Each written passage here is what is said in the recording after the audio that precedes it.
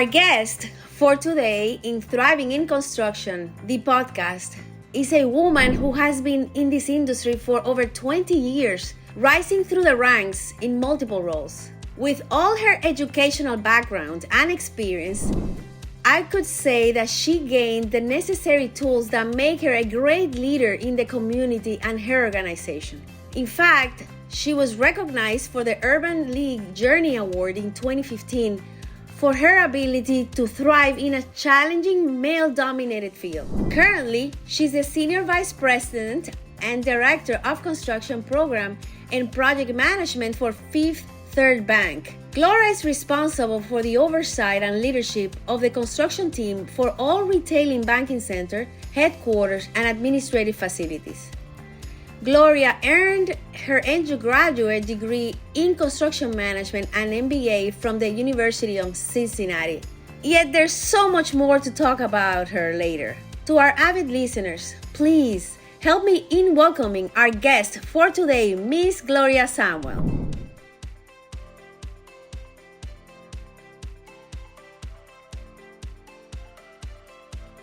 Well, Gloria, thank you so much for being here, for coming to our podcast and share your knowledge, your experience in construction. You're definitely an icon in our industry. So I wanted our listeners to hear from you and see how can we upgrade and add more tools to the tool belts our people have and add more value and bring in more people and women into our industry. Thank you so much for being here. Absolutely. Thank you. Thank you for the invite. I appreciate being welcome to participate in the podcast today. And I look forward to obviously being able to share my thoughts and ideas. Awesome. I'm excited. So after welcoming you to our podcast, I wanted you to introduce yourself to our listeners. You know, what's your background in the construction industry? How do you get into our industry? What motivated you? Who were the people that inspired you? Wow, that's a very deep question for me because I am not your traditional interested individual in construction. So when I decided to go to college, I'll just start with a little bit of background about myself and then just talk about my evolution. And it's not a short story, so hopefully everybody's willing to listen. We have time. So when I decided to go to college, well, let me back up. In high school, I was really good at math and science, and I had a couple teachers that were adamant that I should consider something in engineering. And at the time, because I knew no engineers and had no engagement with anyone of the sort, I really was afraid of that word and said, I don't know about that. I don't know about going into a career field that seems like it would have me, and I love to learn, but it seems like it would have me challenged in a way that I could not stand up to that for the long term. And so I was just very nervous and unsure. I was taking a advanced chemistry class. My chemical engineer teacher, who was adamant about me becoming an engineer, paid for me to take, if everybody's familiar with like AP exams, it was a similar program called IB. And so paid for me to take the IB exam. And I said, I do not want to do that. And he just felt like it would be a really good opportunity for me to consider. And what I didn't share is I was actually a teen parent. So life changed very quickly for me. I was at the top of my class at the time, which I think it was in the junior year.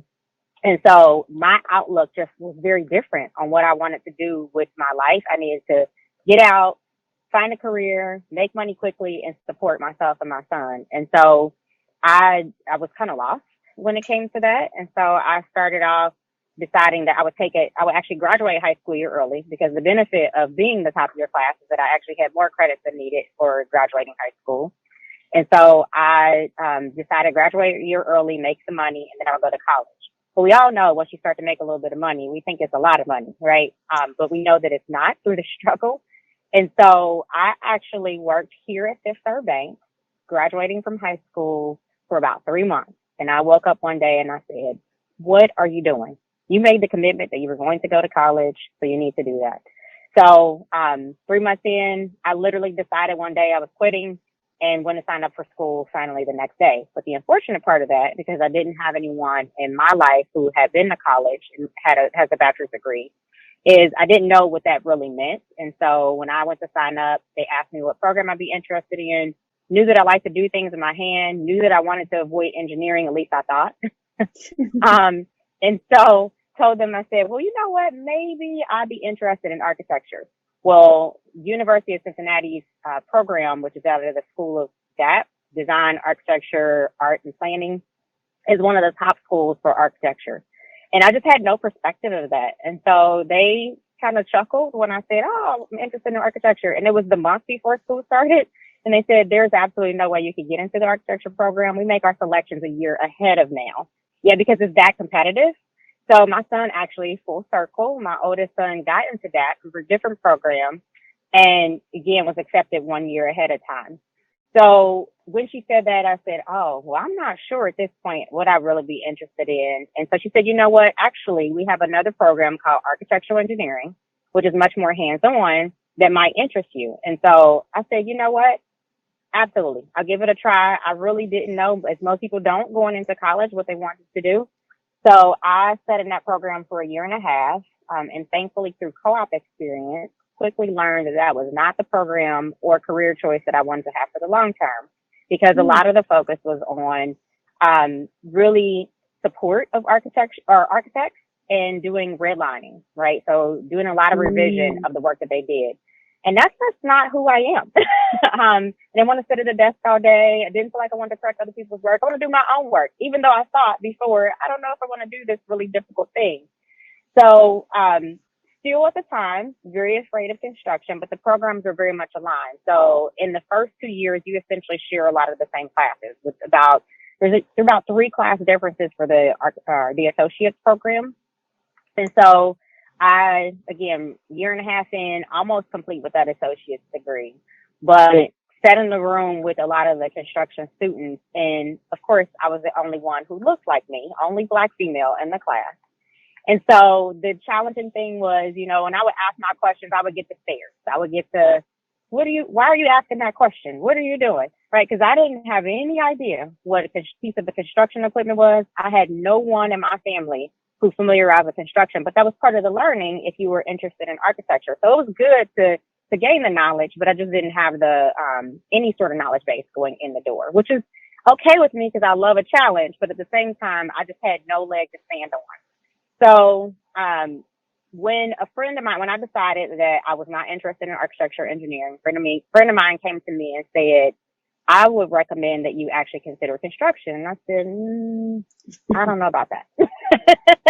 I don't know that I would be successful at doing that because I don't know enough about it. And they said, but you're a quick learner. I've seen you in class. I've seen what you do. And I think you should really consider it. And so I still, again, mind you, going back to those high school years and being adamant against my chemical engineering teachers in the same way, I was like, no, I don't think so. So I actually decided to consider computer engineering because, again, we like to try to have that foresight to say, well, what's really going to happen in the world? What's most important? And I sat in one C++ class and I said, oh no, this is not it either. The language of writing or the idea of writing computer language was so foreign. And it's so funny because now I can do a lot of that work that I was introduced to at that time, but I just didn't have the interest. And so I passed on that and I said, you know what, I have nothing to lose other than the fact that I have somebody at home relying on me and I need to get through college and I have no time to spare. So I decided to give construction a try. And here I am more than 20 years later. And absolutely love the choice that I was able to make and the blessing right behind that, because I don't believe that anything happens by chance. It just took me a little bit of a crooked road to get to what my journey was supposed to be. But it has been nothing less than rewarding. I absolutely love this industry and all of the learnings that I still get today, because that is one thing that I absolutely know about myself today, is I do love the continual learning. I do love the continual challenge. And the fact that nothing we build ever looks the same.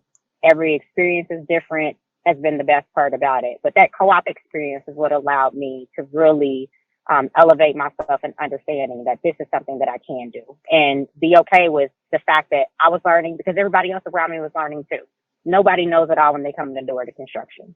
That's awesome. So you pretty much were guided, I would say, to get into construction, and you didn't even know you were being guided, because Yes, it's not that the first choice was, I don't know, medical. You went into architecture, then into architectural engineering, and then into construction management. So they're all very related. You did not waste time in this trying. And I always, I know there's a guy that we have, and you hmm were listening, right? You had a big why, which was your son, right?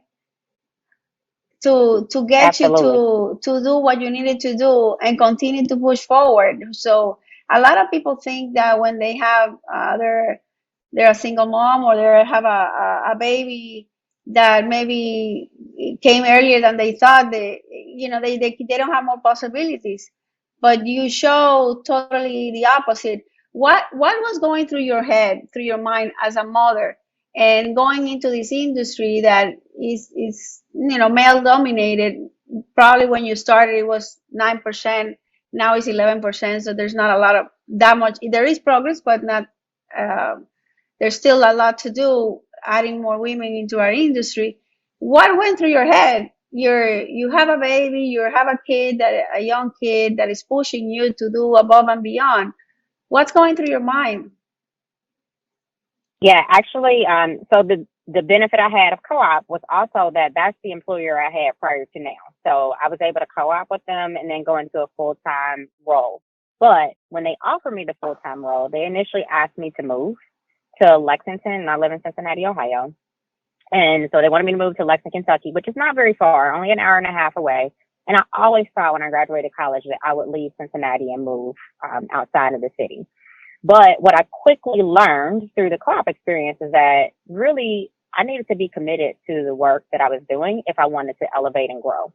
And so because of that, even though I really enjoyed working for that employer and I really enjoyed the experience I had to make the decision, the very tough decision to say I declined the offer. Thankfully for me, in that they still made an offer and allowed me to stay local because they understood my why. And my why was that if I am going to be successful in the work that I do, I need my support system because I'm a single parent. I don't have another resource to help me.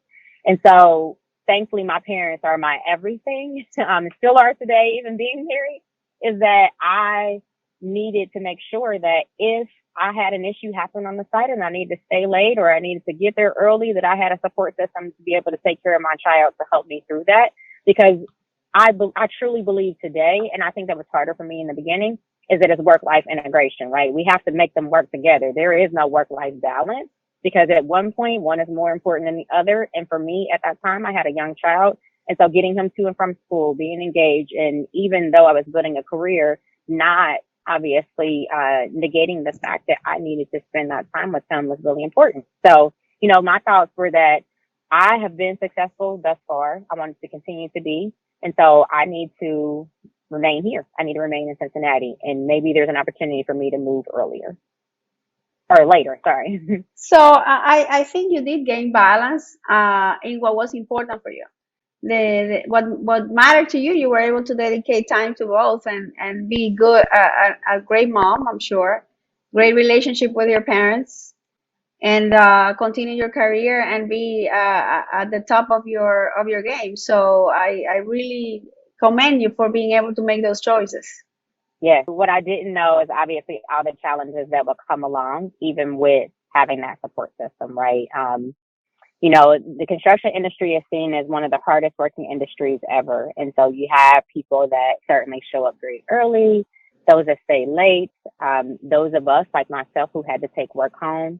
And although there was probably a couple people around me at the time that questioned how hard I worked because I was maybe not there early or not there late at night, what I do know is that my work showcased itself and I took a lot of work home, but I had to accept for myself that that was my life. And it wasn't that I needed to be present or that it made me any less by not being there at 5 a.m. because I needed to get my son to school. But me working sometimes till 11 p.m. at night after getting him to bed was just as important, right? So, one of the things I would say through growth, and it definitely was through growth, is I just had to learn to accept that my presence was not a shortcoming or my lack of presence at the same time that others were there was not a shortcoming for me in how I delivered and executed on the work. Yeah, we typically, it's the same. We because you're in an industry where most men have a wife, I want to say, probably they have Mm-hmm. someone taking care of the kids. Although there's guys that you see that they are single parents. But I used to say I don't have a wife.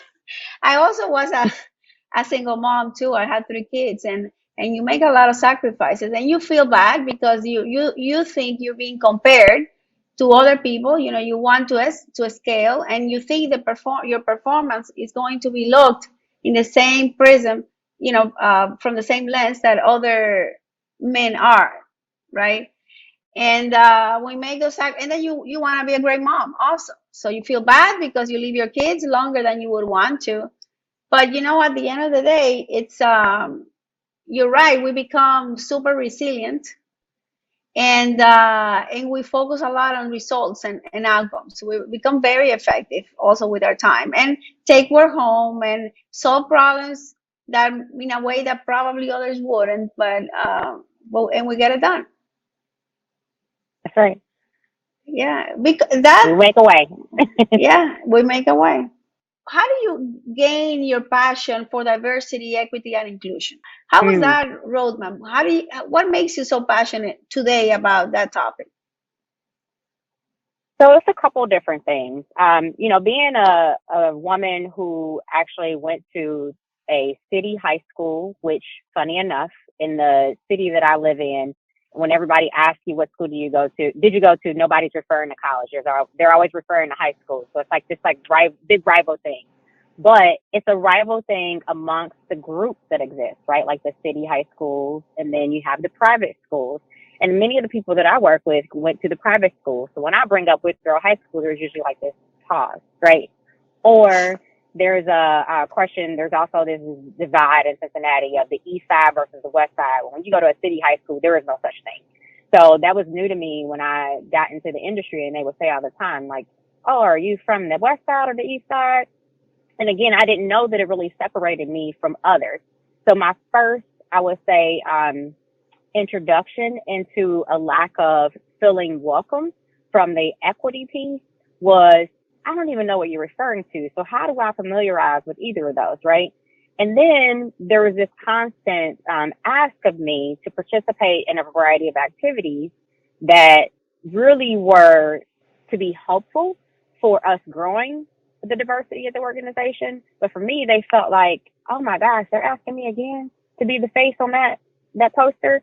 Or, oh my gosh, I'm going to go to another career event.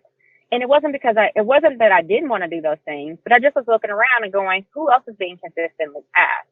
And although I felt honored at the time, it made me realize that, 2 things. One, there is way too much of a lack of me that I'm being asked all the time. And so how do we elevate that? The second piece of that is, from a company standpoint, the company that I work for was really committed to ensuring that they focused on elevating other businesses. And the previous CEO, who I admire so much today, Pete Strange, he really was focused on seeing other businesses be his competitor in the future. And I thought that was so unique and so game changing for our industry that I just wanted to be a part of it. And I wanted to be a part of making sure that we were successful in building those relationships. And so I took everything that I learned from that company I was with to where I am today, which is why we have such a huge focus on it. So I would say the diversity, equity, and inclusion piece was personal, right? From my own perspective and what I saw a lack of in my own life, what I saw a lack of around me in the company that I was working for, and then what I saw a company support from what was important from a company engagement standpoint. And so I just wanted to make sure that all of those things were successful based on what I knew, right? Because sometimes there's also this idea of I want to be helpful, but I don't familiarize with that. So I don't really know what helpful means or being helpful means. And so as somebody who is in a community who consistently hears, I'll say, I'm going to call it the straight talk from the diverse companies. I want to make sure that there was a voice in the room that helped to really make sure that others understood, others meaning those who may not be of the same nationality, same background, same origin, understand what the need really was. It wasn't because they had, a lack of knowledge. Maybe it was a lack of resource because they didn't have the right opportunities or the right projects. Or maybe it was a lack of understanding because they didn't know that, a particular group, a NMSDC existed that they could become a part of because they just didn't hear it or didn't know it. So for me, that interest really was built upon my engagement, my personal interaction, and making sure that there was always a space for that equity and inclusion piece. And I'm going to come back to equity and inclusion because I want to see what's your perspective towards the future. But I want you to explain to our listeners, you are the director of and senior VP of construction and project management for Fifth Third Bank. Can you pretty much explain what your role is at the bank? Absolutely. So over the last year, I've been the director of our entire group for project management. And our focus is on all new and renovated projects within our footprint. So Fifth Third Bank is a regional bank, and where we're located is essentially as far north as Michigan, as far south as Florida. We go to the east on the Carolinas, nothing really above the Carolinas. And then essentially you can just follow that Midwest line up and down. But because of that, that's our retail presence. And so as a bank, that's usually the bread and butter of who we are, how we engage with our customers every day. But beyond that, we also are a bank that is nationally recognized. We're regulated as a federal bank. And so we have the ability we are also present across the entire U.S. with our wealth and commercial bank. And so we have projects all over the U.S. We even have an office out or in the U.K. And so any of the projects that happen in those facilities are all managed with my team as it relates to new projects or renovations. So if we relocate a space that we're newly leasing a location, so what most people may not understand is just how much a bank owns versus what they lease. For us, we're changing this a little bit, but we're about 70-30 in terms of 70% lease, 30% owned. And so that means that as leases turn over, we have to determine whether a particular location is still fitting for us or relocate our space. And it may be not fitting due to a variety of reasons. It could be due to employee growth. It could be that banking or that location has decided to relocate because maybe their client base is in a different location, or it's just a matter of the landlord change and they're asking us to obviously move out of that facility. So the most work that my team is responsible for, the highest amount of work that we've had over the last 4 years, is that we're very focused on our growth in the Southeast from a retail standpoint. So lots of new banking centers, really excited about that, mainly in the Florida market, Carolinas, Georgia, Tennessee, and a few others sprinkled throughout. And then also on the other side of the house, we call that the retail side. I have the admin work that's taking place also, which is mainly in our headquarters facilities or some of those commercial wealth offices I described. And so majority of that work for the last 4 years has been within our main tower downtown in Cincinnati. And that has been us modifying our spaces to fit what we call our workplace. And so it has allowed us to really change how our employees interact. Most people probably know banking to be pretty, what I'll call staunch, right? Where you have a ton of offices, woodwork, very spacious. And so we're changing that because we want people to really be integrated in the work that they do. And so there's very few people in our footprint who have offices. That is very intentional so that people can interact with one another. A lot of our offices were on the outside of the building, right? Where you are taking up all of the light. And so now we've moved in the offices really to the interior of the space so that everyone has the ability to have light and to feel welcome. If I was to turn my screen, you see all the light on the left side of me, because we really have been, our design team, one of my partners in the organization, has been heavily focused on ensuring that we create a workplace that is welcoming for all and provide space for everyone to be able to engage. Open. We have the same. I can turn my computer around. You can see. It's great. It's definitely a different environment to work in. I'll tell you, when I hired on at the bank 4 years ago, so I actually started off as being the retail project leader. So I was responsible for all of the retail work before the role that I have now. So I was actually promoted into the current role to lead the entire team. But when I started and was hired on, the space that they were in at the time in our entire group or department is called Enterprise Workplace Services. And so we essentially are focused on facilities management, project management, design, real estate, security. We also have security in our group. And then we have a communications individual. And so when I was hired on, the space we were in, it was that old space that I just described. And I remember feeling a little bit uneasy about the idea of leaving where I came from. We had just built an entirely new building. Same thing, open floor plan, very interactive, engaging for the employees. We had a chance to actually give input. We had just moved there not even a year before I came here. And I was like, oh my gosh, I don't want to go back and work in that type of space. So, but I knew that this was forthcoming. And so when we finally moved here after the pandemic, it was so exciting. That's awesome. We have the same here. So, and we got our office 2010. We did the design, and it needed to be open, and I'm so glad because it's very current. It's still today. So I love the open environment. So going back to diversity and inclusion, um, what do you think we can do in our industry to accelerate, having more inclusiveness of thoughts, ideas, people, personalities? What can we do to embrace more as an industry, but also as a country, right? To be able to accept we're all different, but we're all one kind of concept, right? We are perfect the way we are. This is what I believe. And we are to embrace everybody's differences of opinions. And how do we train ourselves and our people to do more of that, to look for that change actually and embrace it? Yeah, I think that's it's a very big and challenging question, right? As well as past, because clearly there have been people interested in making a change for several years, and it's just harder. We all know change doesn't happen overnight. But the other thing is, it's very hard because you have to start at the lowest of levels and work your way up. So it's really hard to impact that middle group or the middle section, right? And I say that because so I'm on the board for University of Cincinnati for the construction management program, and more than just construction management program, but that's obviously a big focus because I came out of that program as well as taught in it.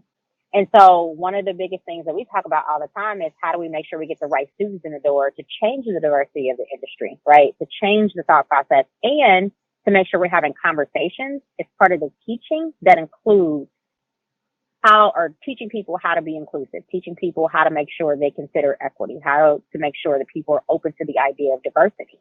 Because if they don't learn that at the basic level, it's really hard to change people's thinking, right? And we all know that it's easier to impact the youth while they're learning in lieu of some of us adults who are really stubborn and are really harder to accept change. So my biggest focus over the years have certainly been about, getting back to the elementary schools and having the conversations to say, here's a career opportunity for you, because people can only be what they see.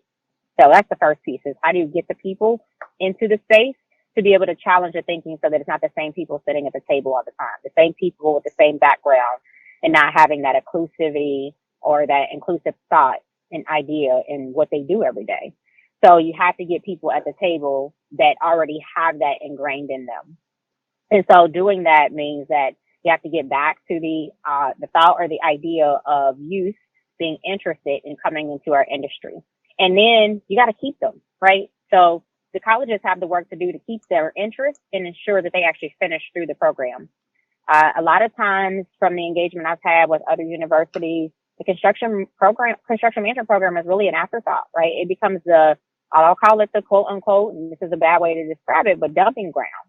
So for all of those people who maybe weren't successful in their engineering program or something else, end up in construction technology or construction management program. And we want it to be just as sexy as anything else. And in order for us to do that, we need to make sure that we're sharing the great success of what we do, why we're important as an industry, and that we really can't make it as a world without this group of individuals, right? Without the construction, without our laborers or craft force to be able to actually execute on the work that we set forth, because buildings will get old, they will need revamping, and they are the places where we live and work. And so unless we're going to go back to living in man-made huts, right, we need our people to be able to be successful in this industry. I agree. I agree. So let me ask you about. I was researching a little bit about you, and I know there's a big focus in the bank to hire more and more diverse firms. Actually, I don't know if this is still valid, but I saw a 10% focus of the spend to be allocated to minority companies. Is that still the percentage? So that is the percentage for the bank-wide goal. So that is, the bank is committed to supplier diversity to ensure that we have at least 10% of participation with diverse vendors.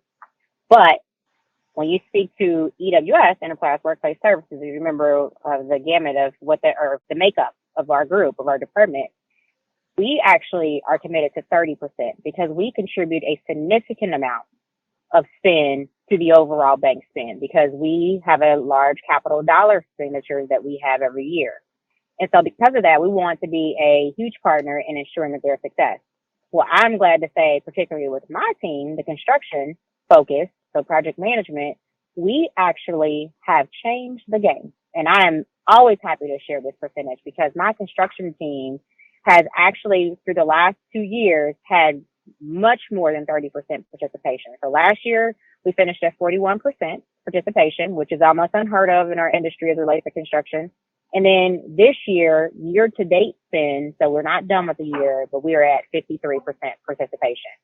And I'm telling my team all the time, that is a concerted and very focused effort for that to happen, to ensure that we continue to have diverse partners who are successful with us. And the key to that is not just about, who we grab as a vendor, but how we continue to make them successful.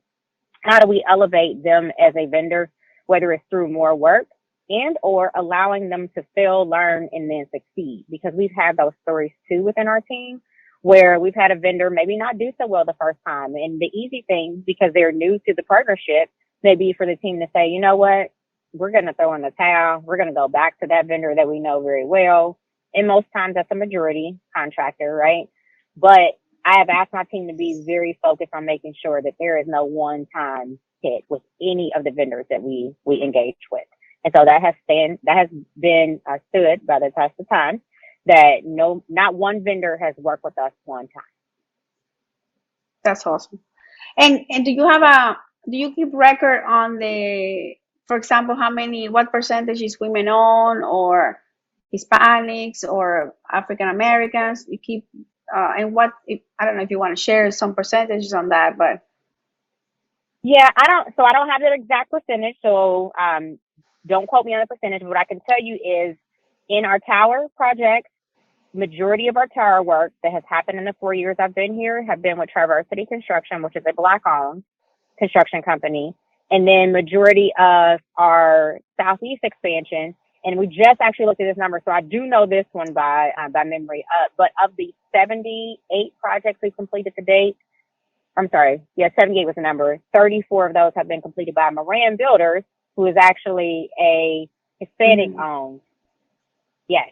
So it's great that both of them have been really great partners in those programs. But even at that, we still don't stop with just them, because we could, right? We could easily say, oh, we found this really great partner. But it's the same story of what I go back to with the majority contractors. If you keep it so close, if you keep it close tight, where you don't allow anyone else to grow, what happens when they fail or something went really wrong for them? And just as well as they can't rely on us as their sole business partner, they have other business partners that they're working with to ensure that they can be successful as a business. Yeah. So, and those are just two, but there are so many more that have been great partners on the program for us. Open Venture Partners, which just changed their name, McFarland Construction in Charlotte. There's just a long list, and both of those are actually Black-owned as well. Awesome. You're doing your part, and we want to continue. We're actually trying to work with you guys too. But yes. I know, because we also have a focus as a company. We did a strategic planning, And the idea is to work with, really be more conscious about selecting a client that also loves and appreciates you, right? So we also, after, as a much more mature company, we have been able to make that distinction as well. But anyway, so I congratulate you because you are allowing other people to have an opportunity, and other companies across the United States, or where your focus is, and so that's special. And there's other um, Fortune 500 companies that are also trying to do the same thing. So it just, and it just, when those dollars arrive to this company, you also focus on understanding the diverse spend that the companies, I'm sure you track those dollars too. When the Triversity, which is a great company, I'm sure you track those dollars too, because the impact, it continues to overflow. Absolutely. So I will tell you, so 2 years ago, we hadn't had a lot of direct conversation because 4 years ago when I came on board, we were essentially a new team. We kind of scrubbed the team, started fresh with all of the work that was being embarked on for the bank, which was great for the bank. And obviously just having that fresh thinking about how do we execute on this work that's set before us. And so 2 years ago, after being here for 2 years, we realized that we weren't really challenging all vendors the same to meet that second and third tier participation level, right? We had the majority contractors who were saying, hey, we want to make sure you get the 30% participation. But we were not saying the same thing to our diverse vendors. And it didn't mean that they weren't actually focused on that, but we wanted it to be very specific that, hey, even as a diverse vendor, we want you giving back in the same way. We actually have a bid that we're looking at right now where we have on our diverse vendors who did not hold to that 30%. And we're going to challenge them and say, if you want to keep this project, we need to see the effort. Because if we know that contractor XYZ can accomplish this, so can you. Of course, of course.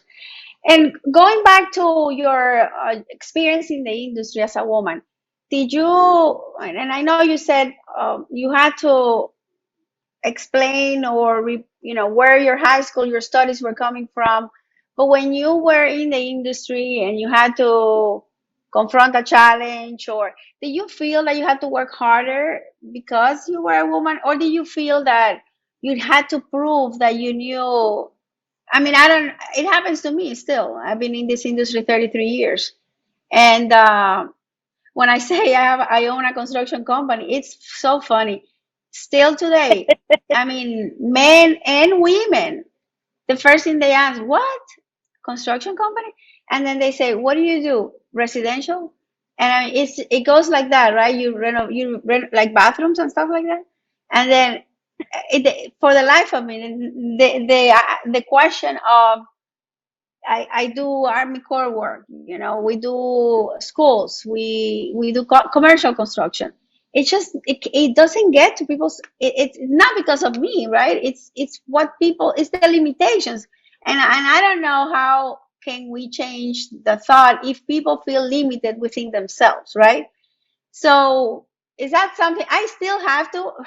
It's so funny. I just had this distinction. I was in a Tony Robbins a seminar this week, and I just made the distinction that I have gotten myself when I do a marketing, when I go sell our company, I take my partner, my VP, who's a male, and I do this unconsciously because these meetings are with men. So I give them what they want to see, and then I give them what they really need, which is me. But I love it. I don't fight it, right? I don't fight it. I can get into somebody's body and mind. I don't fight it. I just go with the flow. Is that something that and I just had these distinctions and I've done this unconsciously, but and it works. So Yep. tell me, how do So you do it? I definitely get it. I would tell you being at the bank has been even more funny than what it was in the past. At least in the past, when I worked for a construction company, it was like, oh, you work for a construction company. I might get well, what do you do? But no assumption necessarily about what I did because Messer is pretty big in this town. So most people knew from the start and I didn't necessarily have to go down there. But being at the bank has been very interesting to say the least. And even I have my interesting stories back at the construction company too. But now when I say I work at Fifth Third Bank, but I am the director of project management, which is wholly responsible for construction. Oh, I get the pause, and then I get, oh, so you approve construction loans? That's not what I said. I said nothing about financing. Matter of fact, you never want me to even be a part of what that looks like because I don't know anything about the banking industry. Not a single thing, right? But I get that all of the time. And then if the people happen to hear, because I'm very modest about who I am, I always have been, but the people happen to hear that I'm senior vice president, then it's really like, oh, well, how did you get there? Because I know I look younger than what I am, right? Especially then when I hit with my 25-year-old son, they're like, 25? So, it's all the things that people assume in the, what do you really do? How are you in construction? That's funny. And, I would probably say get offended. Now I just laugh on the inside and then I give them the rest, right? And then they hear me talk and I usually gain the respect pretty quickly. Right. So that part I can appreciate. There's very few people that would then challenge me. Now, in my day-to-day space, there are some times, obviously, depending on who's at the table, where you may have someone who overtalks you. But I have a pretty strong D personality.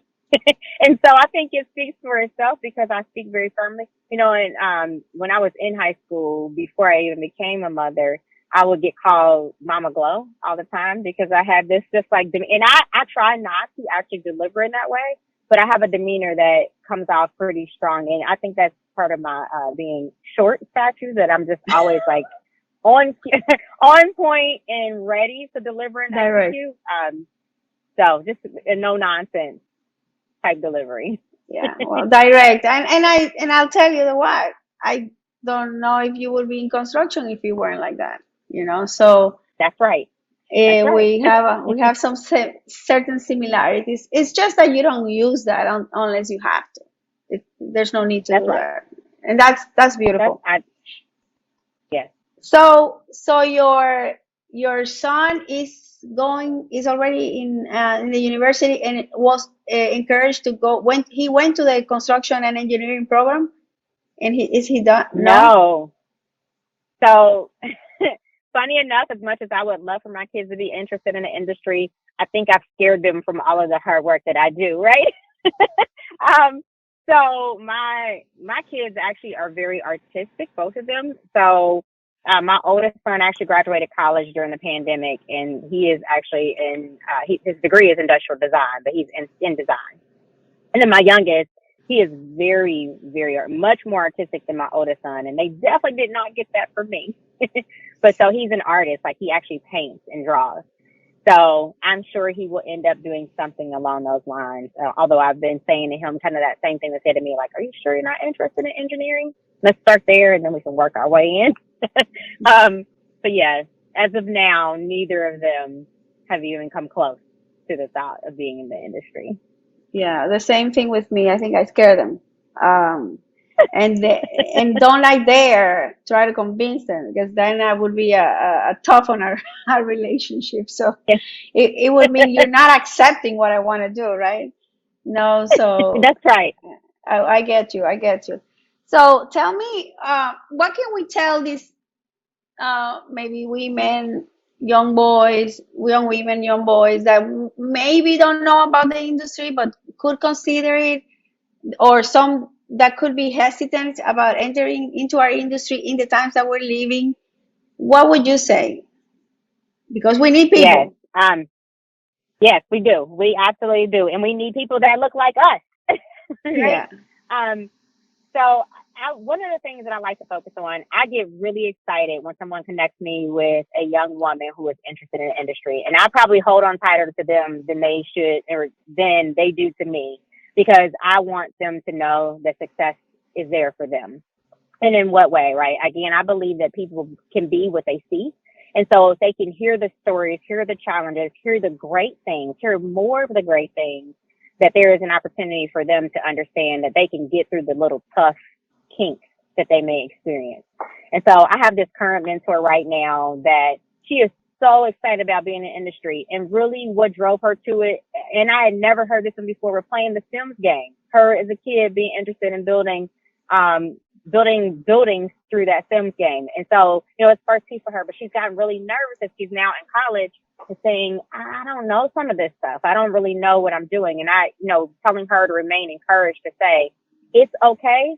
If you think that those people around you know everything, they just make it look good because they know a little bit. That's all you have to do is just learn a little bit and you can be successful, because everybody is learning something different on every project with a new material, a new way something goes together. But the best way to learn is to be in it. And so I tell all of my youth or anyone who's interested, let me get you on a job site.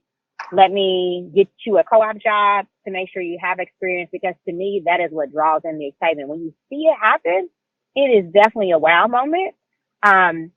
In the programs where I've spoken to youth, where we bring something that they can engage with to show, we have a career tech program through one of our high schools here where they actually get to build things hands-on. I think it just changes the game of the interest of what the possibilities are for their future.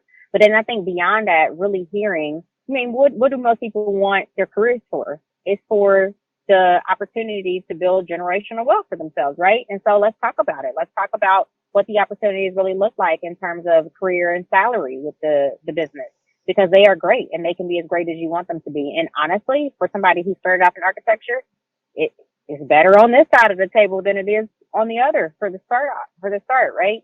And so I think, Absolutely. Again, sharing those stories of what has allowed me to be successful, what are the things that I'm interested in. When I ride, and I'll tell people, when I ride past at least 5 buildings on my way to work, I can say that I was a part of those, right? And that's huge to me. It's huge to my kids. They can talk about it. My oldest son may not have been interested in the industry, but he absolutely makes sure that anybody he knows that is interested in the industry, that is in a program from the college he went to, that they get connected with me. My mom is a superstar. Now, of course, he might, upsell that a little bit more because I'm his mother. But the fact that he sees that I am a successful woman, regardless of how hard he thought I had to work to get here, or the challenges I faced, because he got to hear all the bad along with the good, right? And probably sometimes more bad than I talk good at home, and that's not good. And I realize that now. It's taken me some time to get there. But he knows that there is certainly a benefit to being successful in the industry, but just learning those tools to be able to be successful. Absolutely.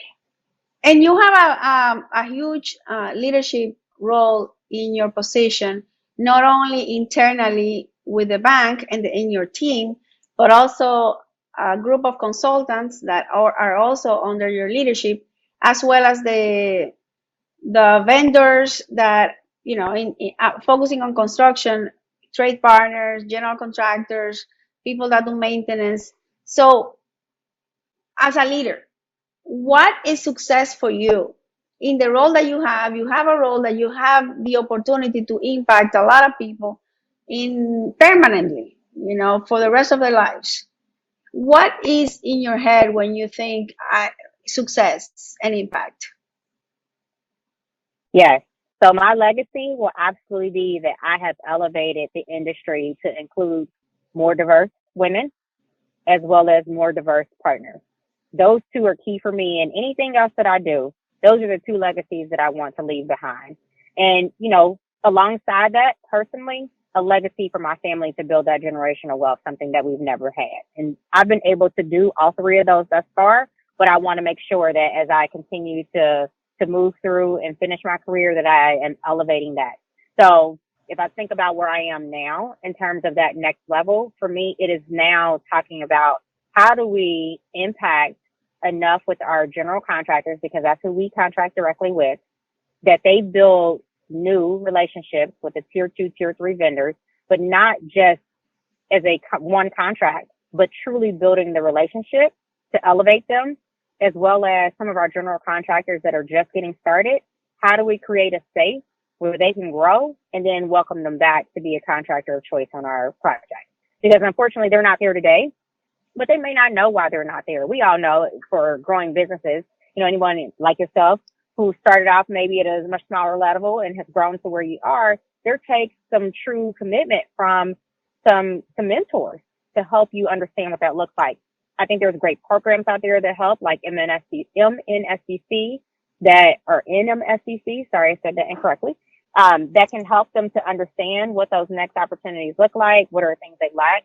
And so again, going back to what's important for me in terms of success, it is really to just build those relationships with the vendors to help elevate them and to see more diverse women in our field.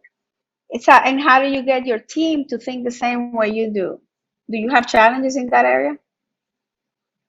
I am so blessed.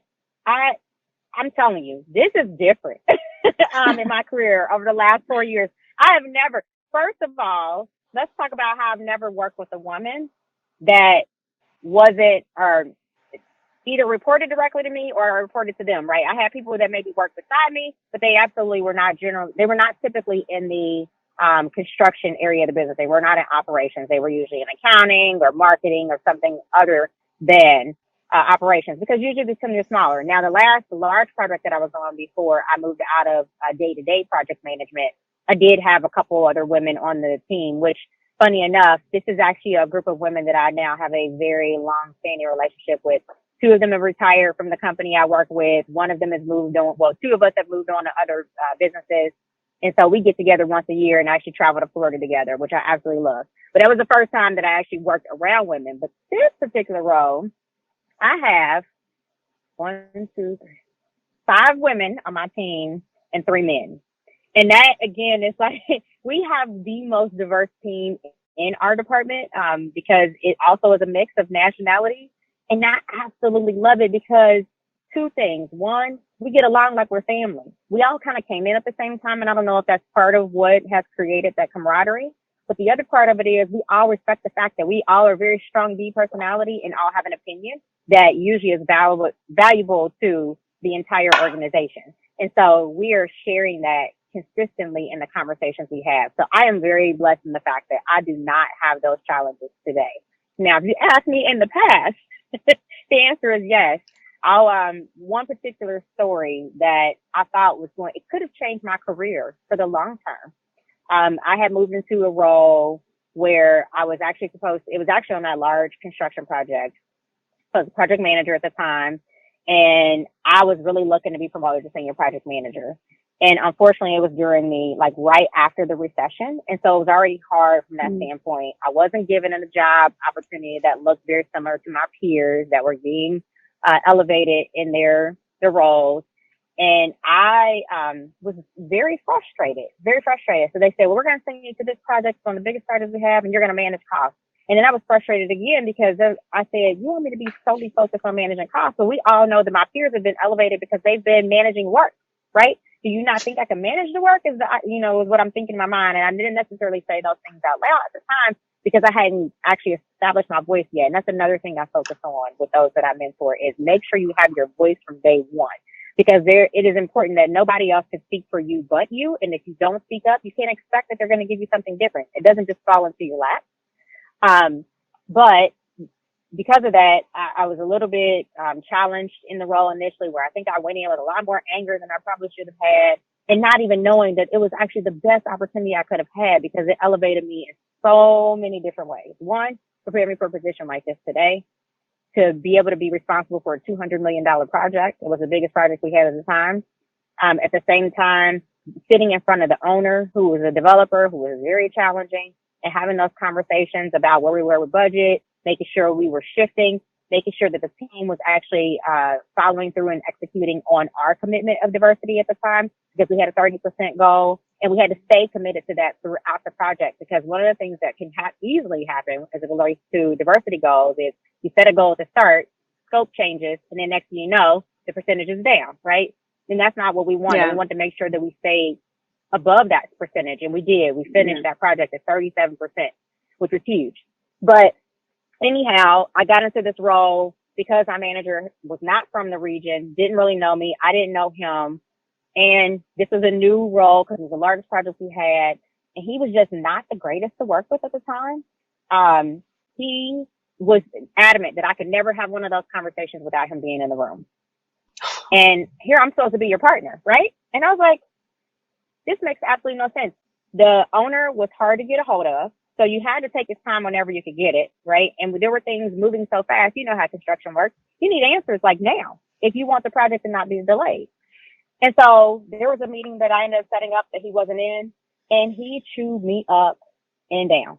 And I was livid because, first of all, you just did that in front of our entire team of 25 people unnecessarily. Even if you felt that way, there was a better way to handle it than you yelling at me in front of everyone else. So I became so frustrated to the point that then I didn't trust him. And then on top of that, I came out of the meeting with approval that he couldn't get in the past. So can you at least respect the fact that I got the approval that you couldn't get? Right? Apparently he likes me more than he likes you is what I was thinking. But regardless of that, so we had this battle for a while to the point that I literally at one point remember getting in my car, and my husband and I were just dating at the time. And I told him, I can't do this anymore. I'm quitting today.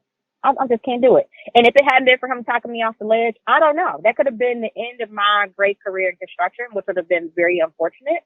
And so I had never looked for a job before, started looking for a job. Long story short, ended up getting a job.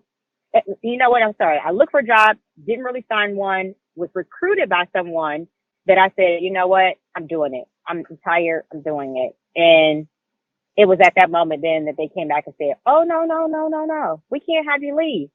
You're too critical to this role. We really appreciate you. And I was like, where's that been for the last, right?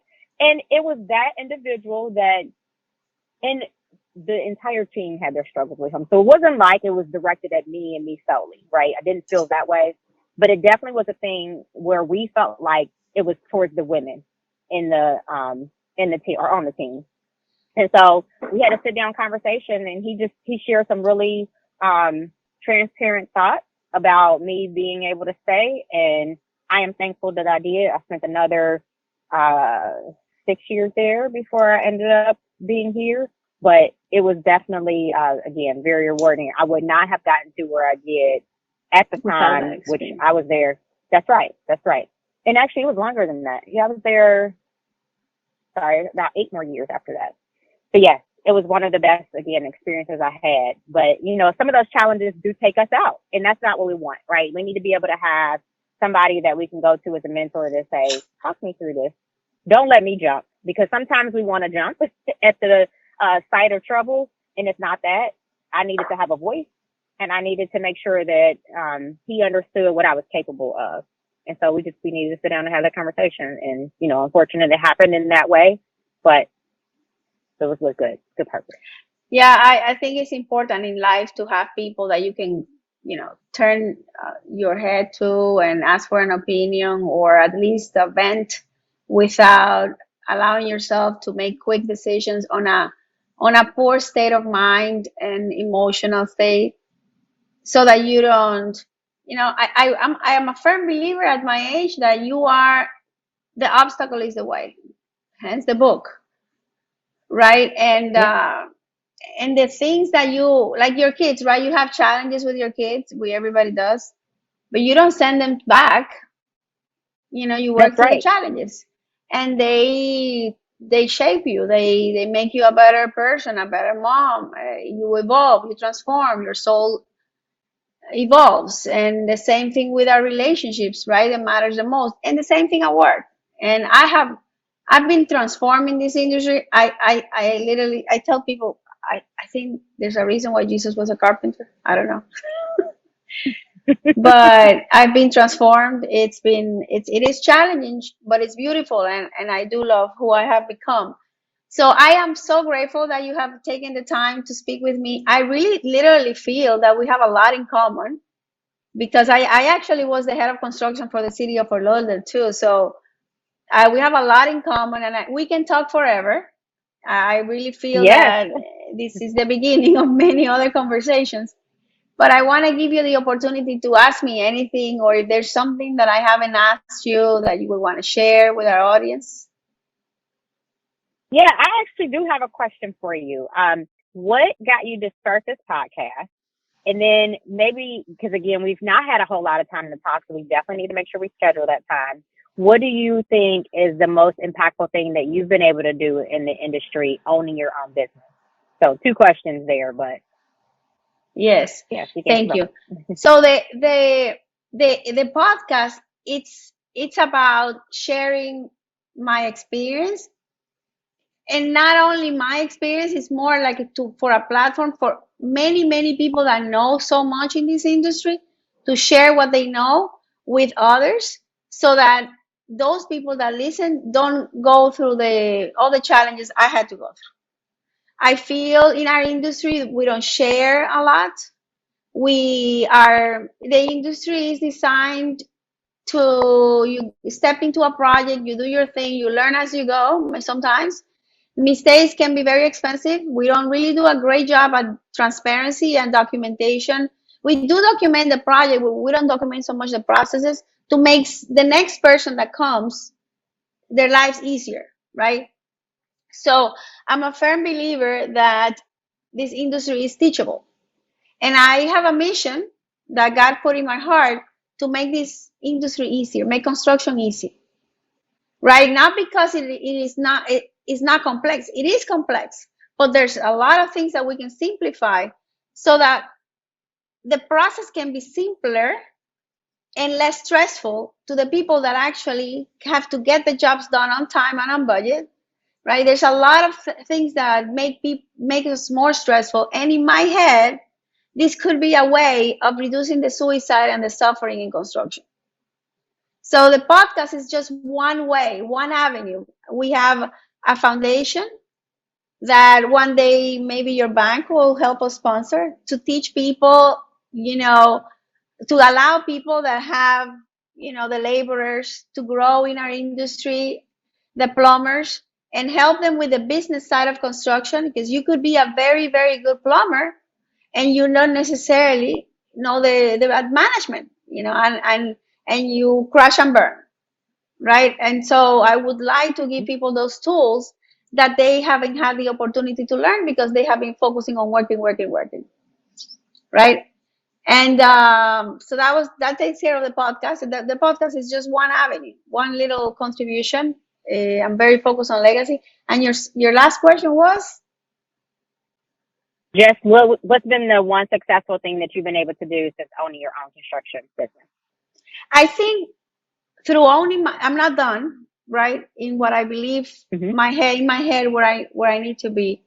But I've been in business for 15 years, gonna be 16, and I started in my garage as a single mom. So I think not a lot of things, not a lot of relationships have shaped me more than this business in terms of who I am. So in terms of who I am, I have transformed tremendously. I've been super transformed. And in that process, who I have become is allowing me to give back and create an entity where I can educate people and give them this gift. I think in our industry we need to love more, right? I have a lot of empathy and compassion for what happens in our industry. The men that cannot talk about their problems and that choose suicide as an option. We're the second highest rated suicide in our industry. And I believe I am in this industry as a woman to be able to notice these things and do something about it. So I think it's the impact that I have been able to produce. We do have a lot of women in our industry, not because I have chosen to hire women, but it's people see that it's possible. So if I can help somebody transform their lives through my example, to me, that's a day worth living. That is awesome. But I'm not done. I figured you would say something along those lines. I get it. I am not either, right? We still have work to do. Yes, we do. And the most important part is to enjoy the journey, right? Because I know I'm divinely guided. So this is ultimately, I'm not God, right? Could be a complex issue, but I know every day I go to bed and I journal, and I'm grateful for the effort that I have had, and for the progress. There's progress, and I love progress. Yes, absolutely. I just said I would love to go to church on this, but I won't. But yes, he has blessed me so much in this journey, and I just know that we're not done. He's not done with me. So yeah. Well, as a single, you have been taken through fire, and you have felt that, and I am the same way. I know I have been guided, and I have a bank account of miracles. Somebody told me that they were going to steal that line. And I have a bank account of miracles, really literally miracles. So I could not be where I am without his guidance. Absolutely. I don't know how people do it. I respect it, but I can't. I'm weak. Anyways, Yes, I really enjoy your company and our conversation. I really appreciate it, and I think we're gonna discuss more. I would love to share more later on the construction school and all that stuff. But let's change the world. absolutely. Thank you, Patricia. Thank you for having me on. I appreciate it, and I appreciate the time today. Thank you. Have a blessed day. You too. Bye. Bye-bye. Thank you for watching Thriving in Construction, the podcast with Patricia Bonilla. If you enjoyed this episode and you would like to help support the podcast, please share it with others and leave a rating or review on Apple Podcast, Spotify, or wherever you get your podcast. If you have any suggestions or any related topics you would like us to tackle in our future episodes, feel free to comment down below. Remember to like, subscribe, and hit the notification bell. Thanks again, and we'll see you next week here in Thriving in Construction, the podcast.